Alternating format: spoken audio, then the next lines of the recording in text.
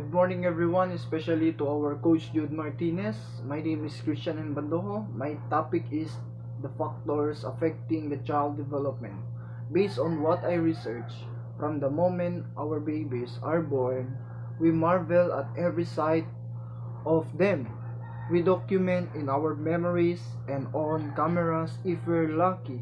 Every milestone from their first smile to their first step to their first little wave, and as we watch them grow with our sleep deprived eyes from tiny defenseless babies into toddlers and beyond, we're reminded almost daily of what fascinating creature they are, and how amazing it is that these tiny humans have learned so much so quickly.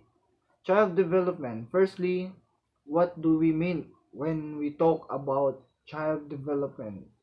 Child development is the period of physical, cognitive, and social growth that begins at birth and continues through the early adulthood.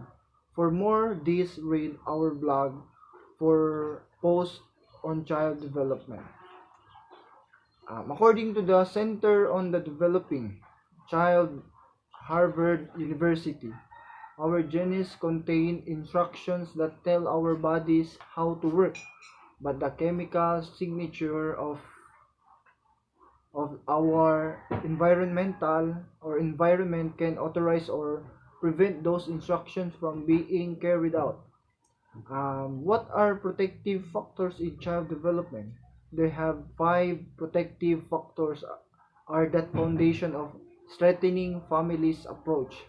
They have potential resilience, social connections, concrete support in time of needs, knowledge, parenting and child development, and social and emotional competence of child or children. That's all. Thank you.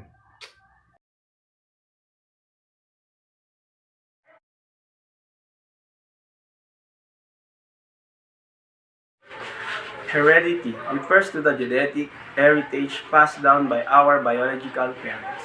It's why we look like them. More specifically, it is the transmission of traits from one generation to the next. These traits can be physical, such as eye color, blood type, or disease, or behavioral.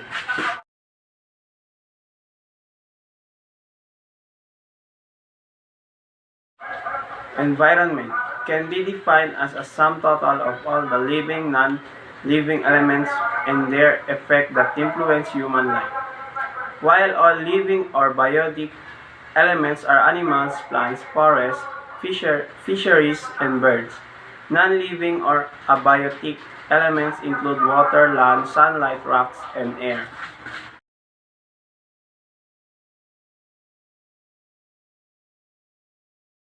Gender refers to the characteristic of women, men, girls, and boys that are social constructed.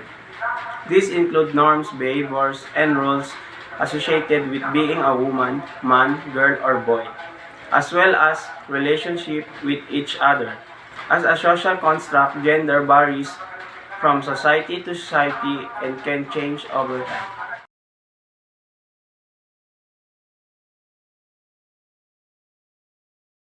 Hormone is any member of class signaling molecules in molecular organisms that are transported by intricate biological process to distant organs to regulate psychology and behavior.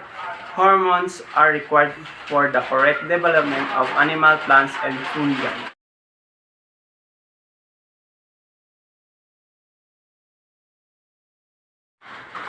Exercise is a define any movement that makes your muscle work and requires your body to burn calories.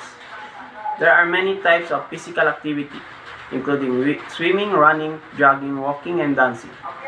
To name a few, being active has been shown to have many health benefits, both physically and mentally.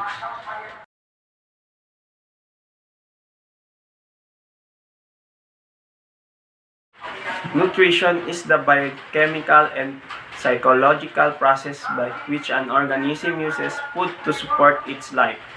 Includes ingestion, absorption, assimilation, biosynthesis, catabolism, and excretion. The science that study that psychological process of nutrition is called nutrical science.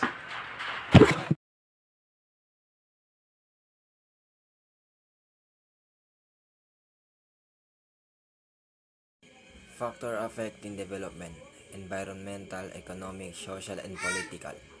Factors affecting development: global imbalance of trade between different parts of world.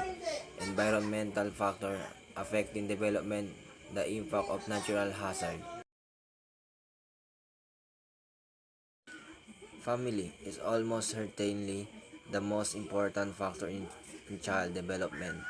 In early childhood especially, parents are the most one who spend the most time with their children, and we sometimes unwittingly influence the way they are acting and behave. Economics generally agree that economic development and growth is influenced by four factors: human resources, physical capital, natural resources, and technology. Highly developed countries have governments that focus on these areas.